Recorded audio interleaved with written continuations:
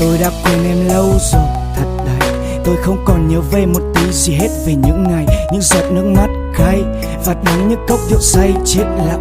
Để không còn là chính mình, tôi làm em buồn và khóc. Những câu chuyện đó thực lòng, tôi đâu có muốn em phải đọc. Những giấc mơ ta cùng nhau phấn đấu, những khắc khổ từng bên nhau đương đầu. Còn nghĩa lý gì tôi không tốt và em cũng vậy, mình làm được gì cho nhau? Có bao giờ em muốn là tôi quay lại và mang em đi thật xa?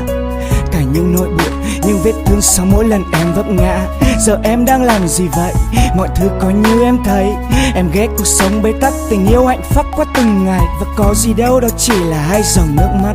Và có gì đâu, đó chỉ là hai con người vì chút ích kỷ mà lạc mất nhau. Và có gì đâu baby, chúng ta cũng đâu còn lại gì để phải cho nhau hoài nghi vì những mệt mỏi, vì những ngày tháng dày vò nhau. Tôi đã quên em lâu rồi, một thứ tự nhiên nó đâu rồi, sao vẫn còn một sầu trên môi và những ngày đầu em bên tôi. Tôi đã quên em thật đấy, tình yêu của tôi chỉ như vậy, chỉ thích khúc cần và đi nhảy, đâu dặn quan tâm em từng ngày.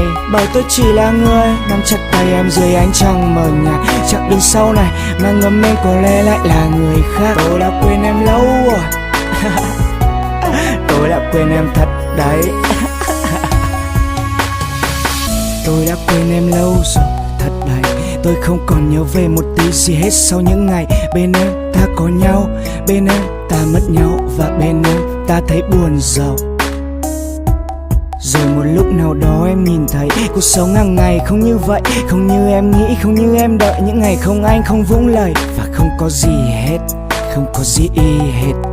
Ta cho nhau hết rồi, chẳng vương lại gì đâu. Rồi mùa đông lại đến, cái lạnh chích thẳng vào máu, vào ven của nỗi cô đơn. Còn điều gì tồi tệ hơn, hay những cơn mưa đã rét mang nước mắt cùng với căm hờn. Tại sao ai ta mãi không thể lớn? Rồi một buổi sáng sớm mình gặp nhau trên con đường về, nhìn nhau và hỏi tại sao lại như thế? Tại sao chúng ta lại không thể dằn vặt làm chi cho kịp quậy? 1500 có lẽ ngày bên nhau, giờ đây ngậm ngùi mình tôi cặm cụi. Tại sao mọi thứ mọi cái như chưa từng bắt đầu? Thật đấy, tôi đã quên em lâu rồi, một thứ tự nhiên nó đâu rồi, sao vẫn còn một sầu trên môi và những ngày đầu em bên tôi. Tôi đã quên em thật đấy, tình yêu của tôi chỉ như vậy, chỉ thích khúc cần và đi nhảy, đâu dặn quan tâm em từng ngày.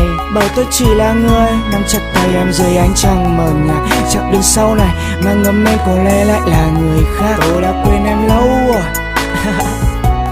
Tôi đã quên em thật đấy.